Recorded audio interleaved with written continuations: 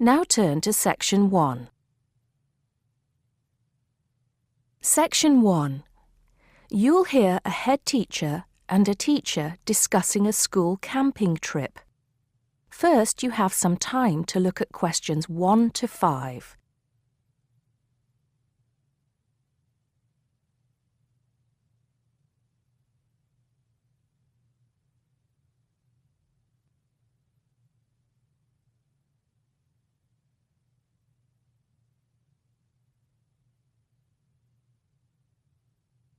You'll see that there is an example which has been done for you.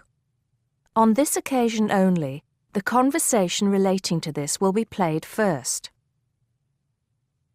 Good morning, Mr. Thompson. Can I speak to you for a moment? Of course, Jamie. Come in. Have a seat. I've just finished looking through the reports for this term.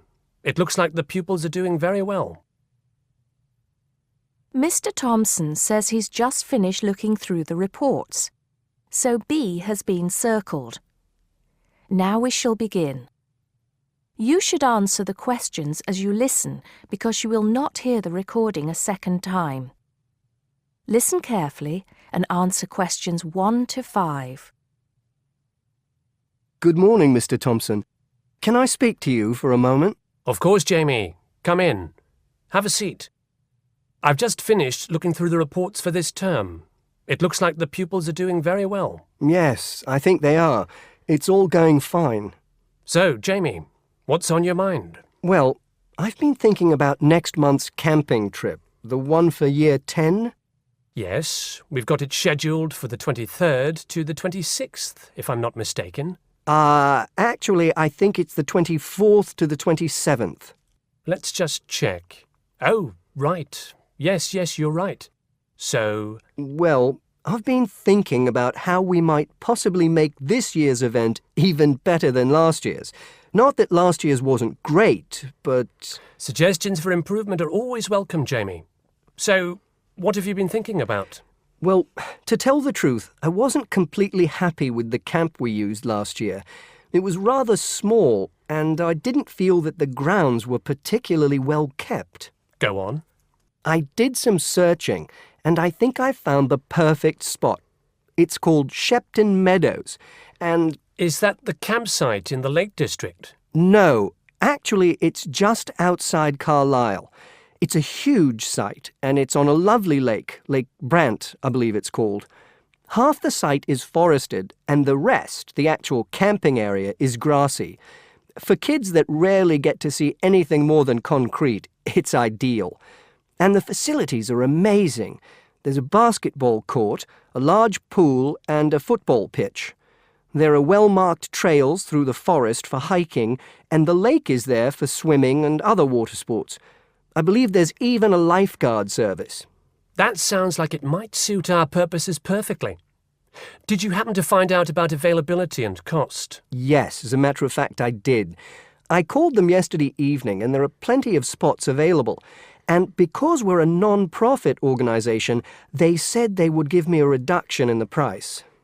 If I remember correctly, we paid £5 a head last year. Yes, per night, right? Yes, each child paid £10 for the 2 nights. Well, at this campsite, it's only £4 per night.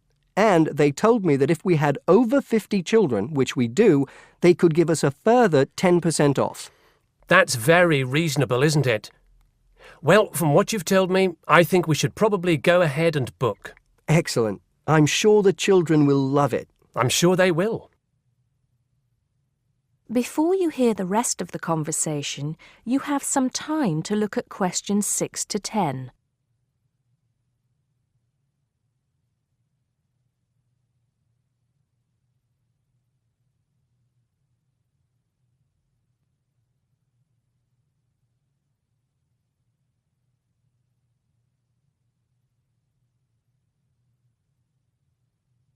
Now listen and answer questions 6 to 10. Now, Jamie, have you given any thought to an itinerary by any chance? As a matter of fact, I have. Wait 1 second. Yes, here it is. I've made a few notes. Okay, so, now, These are just ideas, of course. Yes, go on. Let's hear what you've got. Right. We time it so that we arrive at the camp around 7 on Friday evening. It'll still be light then, and we'll have plenty of time to set up camp and get ourselves settled in. At 8, we could have a barbecue, hamburgers and hot dogs, something that's nice and easy to prepare. And that children love. Yes. Then, lights out would be at 9:30, so the children will get a good night's sleep and be up bright and early at 7 on Saturday morning. Breakfast would be at 7:30, an hour's hiking from 8 till 9, and then a couple of hours at the lake. That would take us up to 11. I think that an hour of free time would then be in order. Let them have a chance to explore a bit on their own, Yes, great idea. And then? Let's see, a picnic lunch at 12, and then sports in the afternoon till 4. Another swim until 5, and then supper.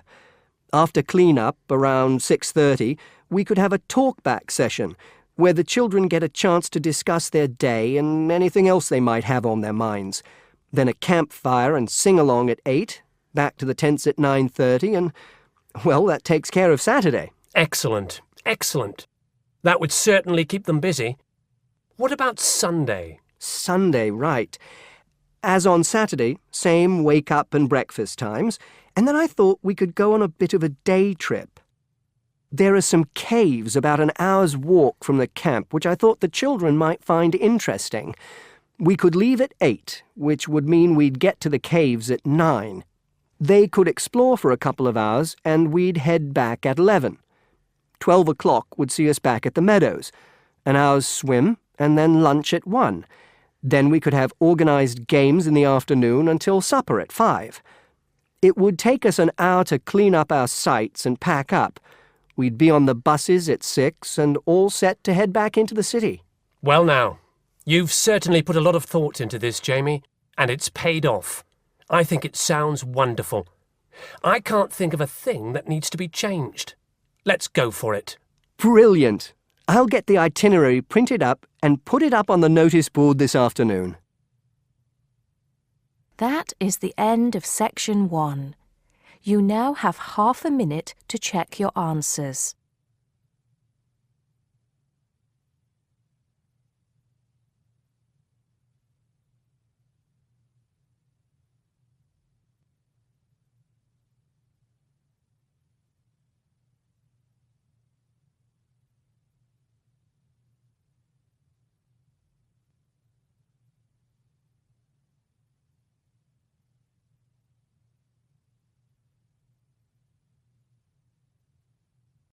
Now turn to Section 2. Section 2. You'll hear a man giving information to a group of new university students. First, you have some time to look at questions 11 to 15.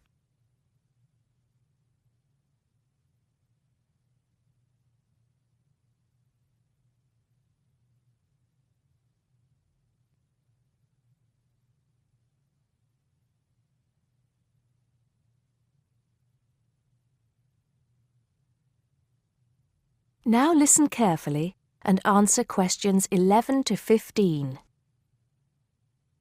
Good morning, University of Radstock students, and thank you for coming out today.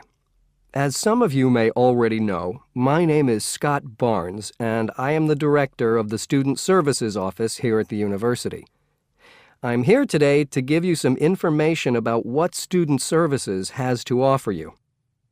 To begin with, let me just say that I feel that our office will play an important role in the way that all of you will experience your time here at Radstock as students.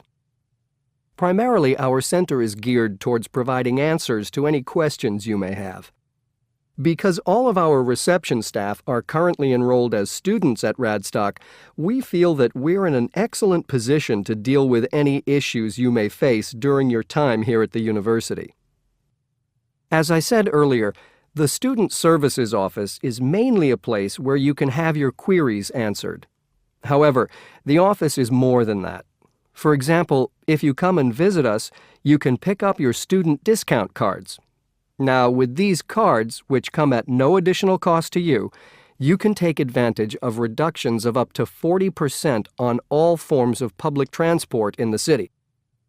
In addition, the cards are honored at many shops and restaurants in the area, giving you the chance to save up to 35% off food, beverages, and other purchases. Our office is also the place you should visit if you would like to get involved in any of the 30 different clubs and societies available at Radstock.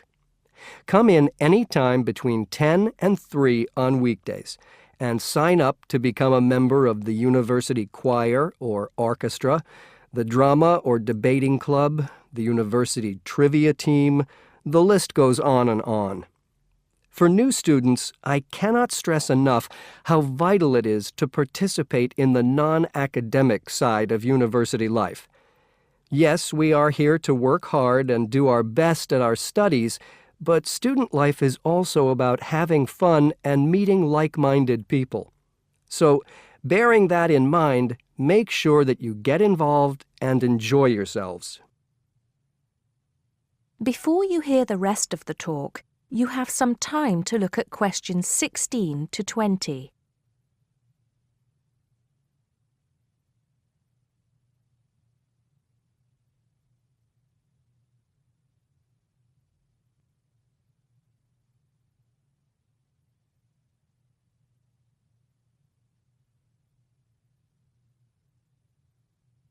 Now listen and answer questions 16 to 20. Moving along, I'd now like to talk to you about another very important service that our office provides, and that is counseling. I'm sure that you are all well aware that there are times in life when things can go wrong and times can get tough. We all have to endure difficult experiences, and these difficulties can be emotional or physical. Whatever the case may be, talking with an experienced counselor can help you through the trying times. The counseling service here at Radstock is staffed by counselors who are qualified to help you deal with problems ranging from homesickness and loneliness to eating difficulties and life changes. To see a counselor, we recommend that you first visit our drop-in center. We run drop-in sessions on a daily basis from 9:30 a.m. to 2:30 p.m., and to reserve one of these sessions, you can telephone the counseling service on 121-5648-3907 on the day you wish to visit. Or, if you prefer, you can come into the Student Services office anytime after 8:30 a.m. and complete a booking form. If it should happen that you need to cancel your appointment for the drop-in session, we would request that you contact the counseling service as soon as possible to let them know. Drop-in sessions can be as short as 20 minutes, but it's more usual for them to take about 45 minutes. During that time, you will be asked some questions to clarify your situation, and a decision will be made as to what further action, if any, should be taken. After your session, several things may happen. Firstly, you may be referred to one of the university's counselors for further counseling, which normally consists of another 8 sessions. Secondly, you may be asked to visit another source of help within the university. Or finally, you may be referred to an external organization. Whatever course of action might be taken, you may rest assured that what goes on in these sessions is treated in strict confidence. I'd also like to mention that the counseling service runs numerous workshops on the campus every year. The focus of these workshops tends to be on personal development, and past topics have included motivation, self-identity, and impression management. There is no fee charged for these workshops, and if you require more information, feel free to contact us at stuser@acadia.co.uk. That is the end of section 2. You now have half a minute to check your answers.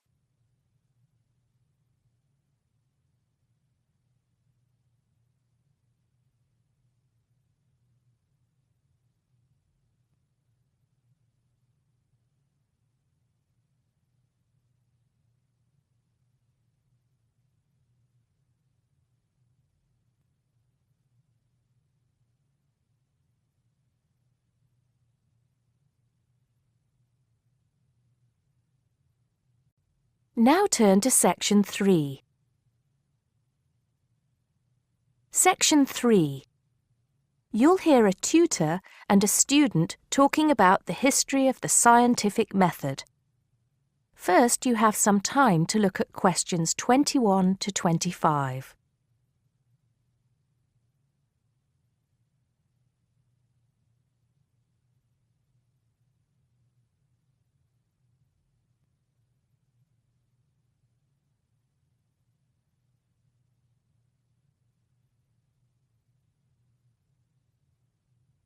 Now listen carefully and answer questions 21 to 25. Hello, Simon. Come in. Take a seat. Now, I wanted to talk to you about your assignment. Yes, the one on the scientific method. That's right. I just wanted to see how you were getting on. Well, I think it's fine. I mean, I haven't done a huge amount of work on it because I've been working on other things. But what I've read so far seems fine. How many of the references that I gave you have you managed to get hold of? Not too many, I'm afraid. It seems that everyone else is working on the same things at the same time. And every time I look, the books are checked out from the library. Right. Well, I think that we can go over the main ground together now. That way, even if you don't manage to go through all the references in detail, you'll still have an overview. What has helped you most so far? I've managed to have a look at 3 of them. I thought that Johnson made some good points, but it was hard to follow the line of her argument. Bradman was simple and straightforward, and I felt as if I got a lot out of that. I wish I could say the same for Whittaker. To be honest, I didn't get very far with that. Okay, that's more or less what I'd expect. So tell me, what have you learned so far about the role of the Egyptians and the Babylonians? Yes.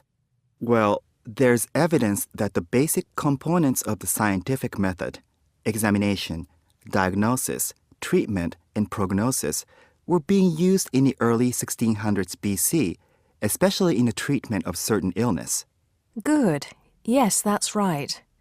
And the point, of course, is that that represented a considerable advance over relatively simple, non-empirical approaches, which usually attributed anything unknown to the actions of the gods, etc. Of course, the Egyptians and Babylonians did this as well, but what we see emerging here is a willingness to base opinion on systematic study of the real world, which is at the root of the scientific method.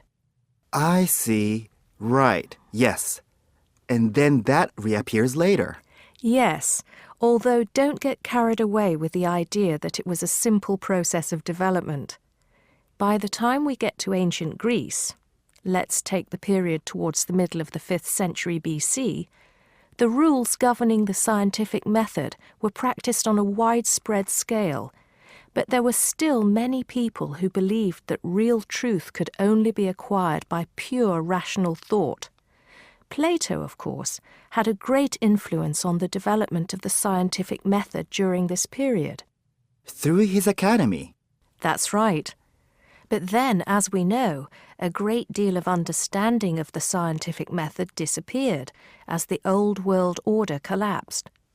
It wasn't until the Middle Ages, sometime before the 11th century, that several versions of the scientific method emerged from the medieval Muslim world, all of which stressed the importance of experimentation in science. Right. I think I've got the historical timeline.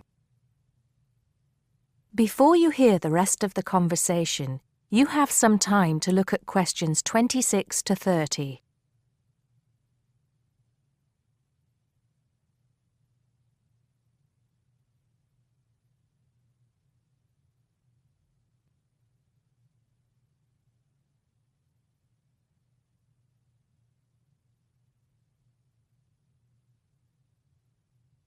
Now listen and answer questions 26 to 30.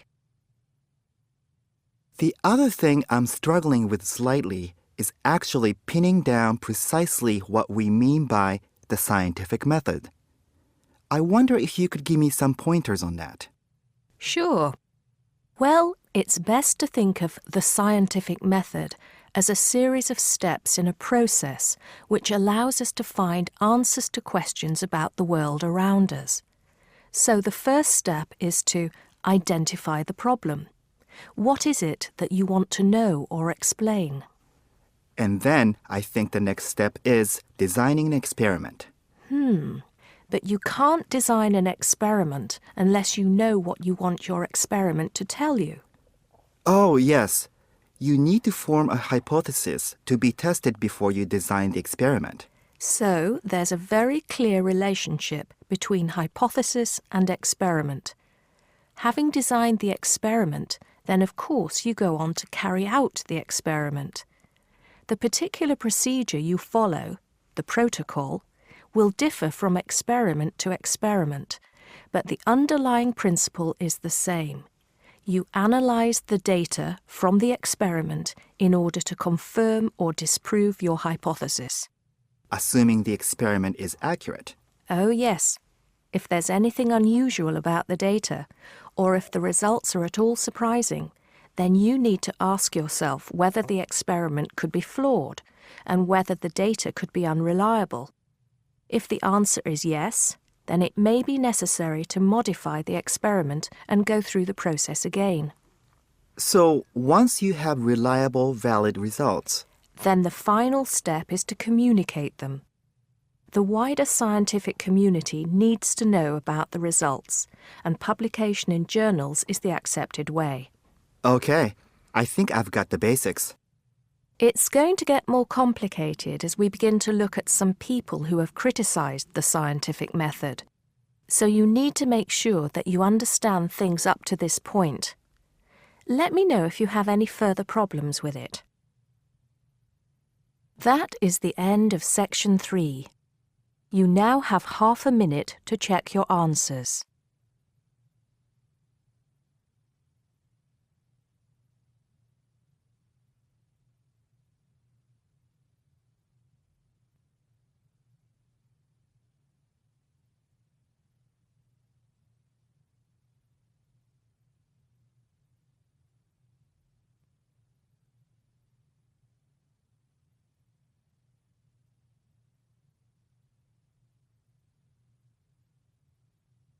Now turn to section 4. Section 4. You'll hear a teacher talking about several British art galleries. First, you have some time to look at questions 31 to 33.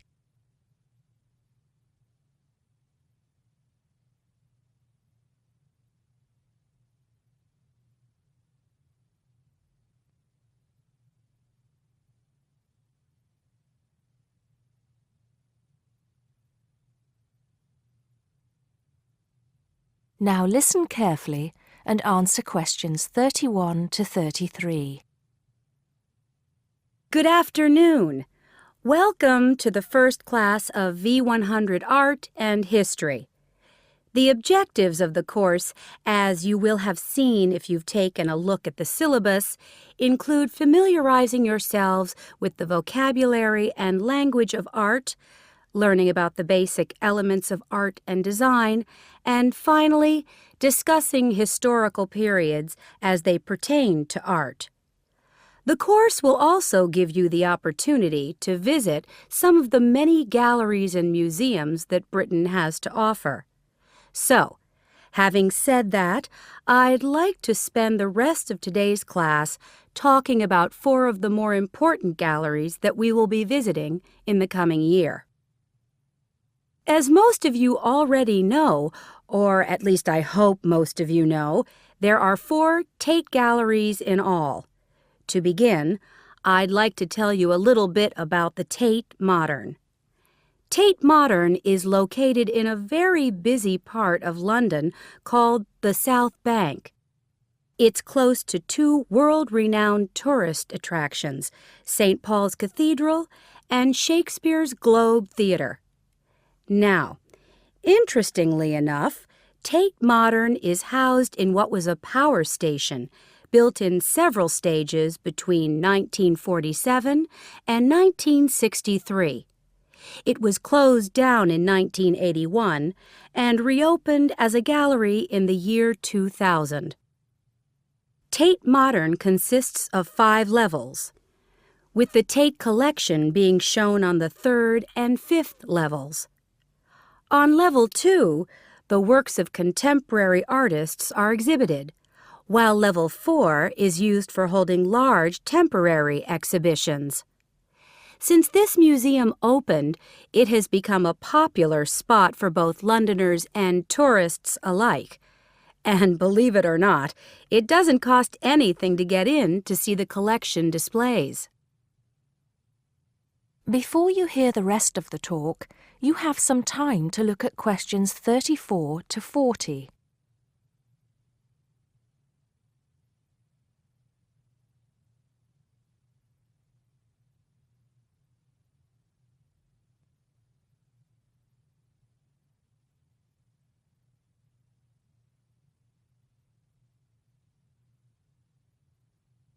Now listen and answer questions 34 to 40.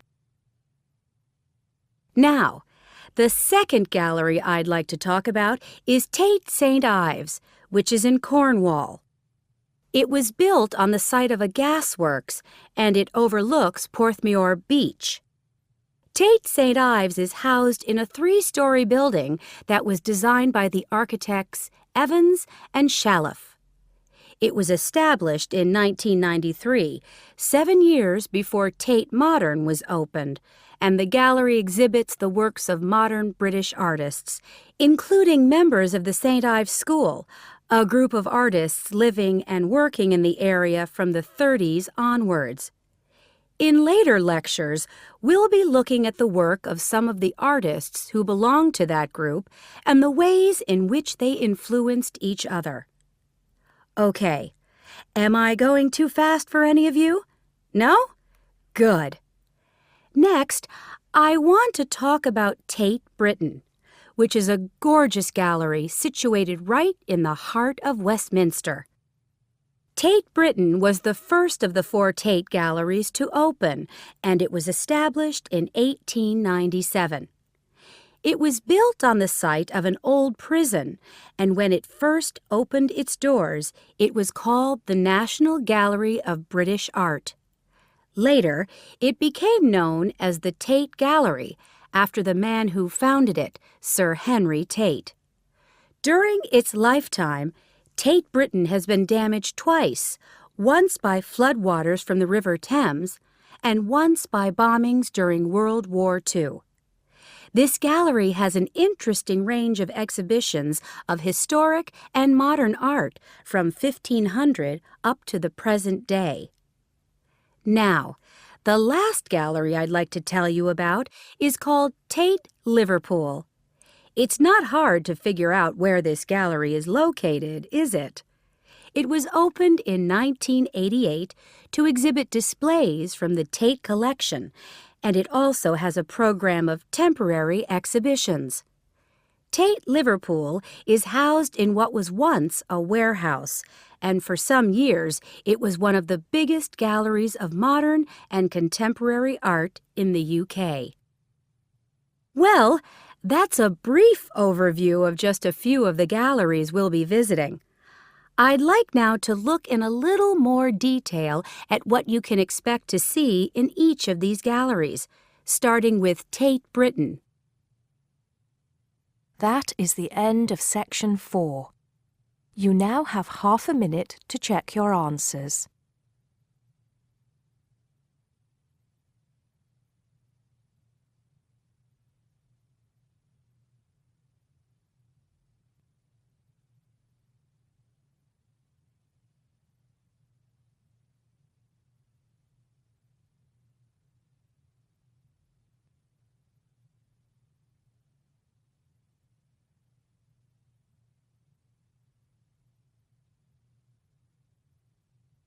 That is the end of the listening test.